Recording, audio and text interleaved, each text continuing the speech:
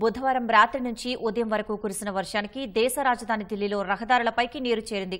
మొగ్రౌలి, Badarpur road, కంటోన్మెంట్లోని parade road, ధౌలాకువా మార్గాల్లో రోడ్లపైకి నీరు చేరి రాకపోకలకు అంతరాయం కలుగుతోంది. వర్షపు నీటి కారణంగా హస్తెనలో అనేక చోట్ల ట్రాఫిక్ నెమ్మదించింది. వాహనదారులు తీవ్ర ఇబ్బందులు పడుతున్నారు. కంటోన్మెంట్లోని పరేడ్ రోడ్లో అండర్ పాస్ వరద నీటితో నిండిపోయింది.